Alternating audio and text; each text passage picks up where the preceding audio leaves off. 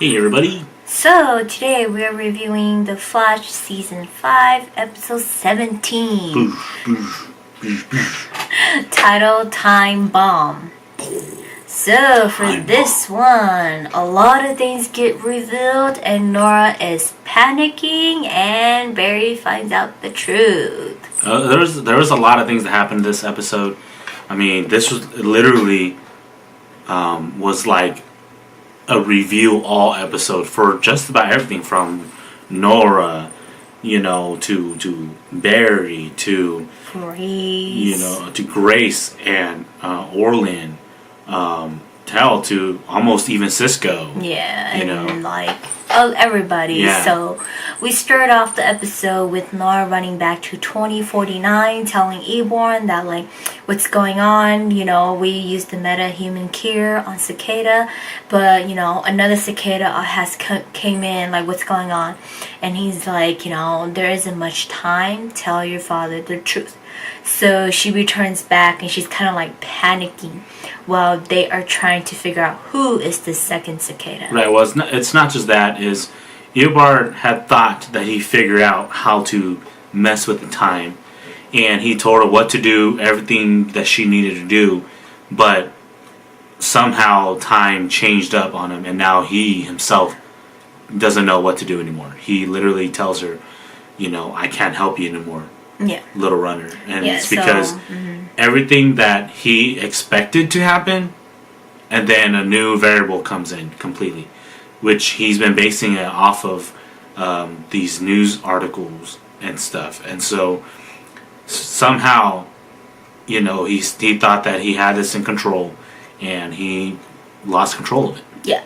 So we find out how Grace was able to time travel back. She used the same time sphere that the team built for Dawn in Season 1 at the end of it. And they actually kept it at their Star Lab archive or something like that. And so they were searching for it, and they found it in this hidden forest. And they're like, hey, Cisco and Barry, Nora, and Sherlock is in the forest, and they're calling Iris and Ralph hey, check if it's missing. And then they're because they're we found it here, and Iris is no, the time sphere isn't here. And so they did this test by marking the new sphere. It showed up in the old one, so it's basically they figured out it's time travel and it's from the future. Right. So they realized that this second cicada has come from the future, and that it is Grace, and that is why, for whatever reason, she knew where to go, what to do, and even her powers were different, and so the members are realizing that they are now dealing with someone from the future. Oops, sorry. Okay, so we find out that they want to put the metahuman cure in Grace, but they need her subconscious to get her to wake up, because they don't force it on people. They have to be willing to accept it.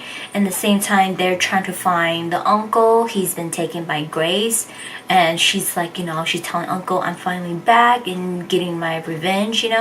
She runs into the CCPD, and she steals a cold case file, and we find out that it's a case of her parents. So years ago, before she was given to her uncle, she was just a little girl. Her parents went in front of a bank, an ATM, to get money, and there was a lady there in front of there, and she had meta-human power that just showed up, and by touching it, the ATM kind of exploded, was about to explode, and she ran, and then when her parents went to touch it, it exploded on them. So right, her parents died because of that, and that's how she was given to her uncle. And so she always had that image in her, and she hated metahumans. That's why she seeks for revenge and everything. So with her time traveling back, she wants to kill this person who killed her parents. Right. And so the members, they don't want to force that metahuman cure onto people. Plus, she's a little kid, and so Barry was worried that if they use it on her, it might kill her. Yeah. So, with not being able to use the metahuman care on little Grace, they decide to go find this metahuman and put her in CCPD's protection. Her name is Vicky, and she already has a family and everything like that. Her husband and her daughter, and they don't know about her metahuman powers. And it's kind of like how Cecile developed hers. It was like that. Her powers are like that. Right. It's a natural process of meta powers. So she isn't affected by the dark matter. She didn't get dark matter into her body. She created dark matter. Yeah. And she isn't affected by Cicada's dagger. So we know that according to how the season's been going, Cecile, Caitlin, and this lady now, they are the only three metas that we've seen that aren't affected by this cicada dagger. Yeah. So, her family finds out about her powers and they are upset about her, but she works it out with her daughter. She talks about it with her daughters, like apologizing for keeping all these secret. And Nora is seeing all this and she's like, in pain because she's been keeping a secret from her dad all these times. So she's kind of like in pain and, she doesn't know what to do. But, Barry's like, from their situation of, Vicky and her daughter, Vicky was doing it to protect her daughter because she doesn't want her daughter to be in danger. So Barry's like, it's okay to lie to them because you don't want for them to be in danger, but it was all because of your doing to protect them. Well, in Nora's case, it really isn't like that. Right. Barry wanted to. He was pretty much showing that, for as much as you want to keep it a secret, something like that you can't, because there are going to be one day when that power leads to a danger, and you would rather your family know than not know. Yeah. And so, because they didn't know, her daughter got hurt and got sent to the hospital because of her powers. Yeah. So that's why, it was a bad thing. Yeah, so during that scene in the hospital, we get Grace coming and, threatening them to kill that family, like Vicky's family, her husband. And they, Flash and Nora tries to stop it and everything like that. And then her uncle comes and they get into like this huge talking and everything. And her uncle is trying to tell her to stop, like telling her that this, this metahuman cure can help and not everybody is doing bad. She can't just blame them for it. It's an accident. She has to understand the case and everything, because from what Grace is seeing is that the file, they didn't find justice for her parents, and they just closed it because they said it was an accident, which it was an accident. And so her uncle's trying to explain that to her, and in the process of talking like that, Grace kills her uncle. Right. So Grace fully goes evil. Orlin is actually a good person in heart, and the only reason why he's been doing bad things is because, that meta power and part of it comes from Grace. It pissed him off a lot and made him angry, but when he really thought clearly, he realized that not all metahumans are bad. Then he tried to explain that to Grace, and that didn't work, and so Grace used the dagger and killed Orlin with it.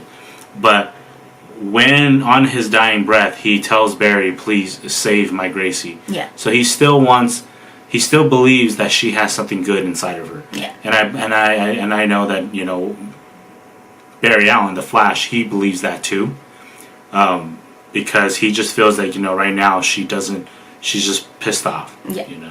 And so she kills her uncle and she takes off. Yeah.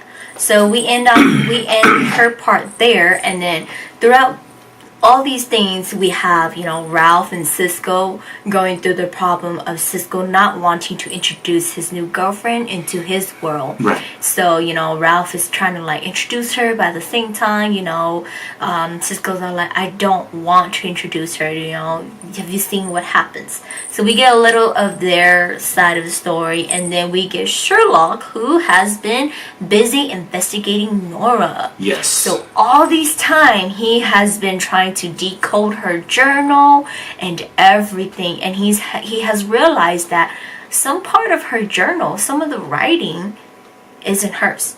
and he was able to, go into the Star Lab archive, find Eborn's wheelchair, and figure out what he's been hiding inside his wheelchair, which is a USB that goes into Gideon. And by going into Gideon, he was able to use that USB to open it up, and he found Eborn Thawne coming up with time is malleable. Right. Yeah. So Eobard, through his years of time traveling and going to different universes, he obviously picked up a notice about the book that we all saw in the episodes of Infinite Crisis, of Crisis on Infinite Earths. Now he looks like he's trying to create his own book, and he came up with the idea that time, by being able to use that, time is malleable. And so he is having Nora kind of be the guinea pig. He's having Nora do it because by having Nora do it, Barry's not going to mess with her. Yeah. But at the same time, he has kept his information hidden throughout the years. And Sherlock has finally figured it out. And with it, Sherlock, with the decoding of the book and finding out that this is the guy who's behind it, he has now all the information he needs to get Nora to tell them the truth. Yeah. Which we get to the end that, Cecile, they finish up, right, and then they were about to leave, and Cecile reads something off of Nora, and she goes, "What do you want to tell us?" And Nora doesn't, and Sherlock makes his entrance. Right. So he gets her to, he interrogates her in a way, instigates her, and she tells him the truth that that there's a secret that she's been hiding, and Sherlock reveals it, that the person who's told her everything that she needs to do has been Eobard Thawne from the future. This scene was a very, very deep scene. Like, you can, the actors, they did a great job. They made it very emotional. Barry's, Grant Gustin, played it so well. It gave off the Barry character, it's like, how can you do this? Yeah, he literally did a great job by showing he felt betrayed. Yeah, he felt betrayed. Not anyone, but his own daughter from the future betrayed him. Right, and so he throws her into the pipeline. Before she could say anything, he threw her into the pipeline, and he just locked her up. And she's like, "Dad, I'm sorry, I lied to you." And he stops, and he just turns to her, and he goes, "So am I," and he walks away. Yeah. So, it was a very deep scene. This leads to the preview for the next episode, which is called Godspeed! Godspeed! Now, it looks like this episode is going to have a lot of it being in the future. We get a preview showing that Nora, that Eobard he freed her, he told her about how her speed, so she's learning, but obviously she's running away from something. And so we don't know what it is, but whatever the case is, this episode's gonna give us a big insight as to why Eobard chose her to be the one to go back in time and mess with time, mess with everything. Yeah. But that was a short preview of it, and they don't come back until April 16th. Yeah, so we just got them back, and we're going on another break again. So we obviously learned that that this episode's not going to premiere until April 16th. So just like us, just like them, we're also not going to be premiering our review. This is the last. So this is going to be the last for a couple weeks until they come back. So you guys won't be seeing us preview about it. But when Godspeed does come back, it's supposed to be the Flash, but when the episode Godspeed comes back, we will be back to review, and we will let you guys know what happened. We are excited for it, and this episode closed us up in really, really good, emotional, great way, leading us to the next one. But that is it for the Flash review, and we will see you guys in April. Bye-bye. Time travel to the future.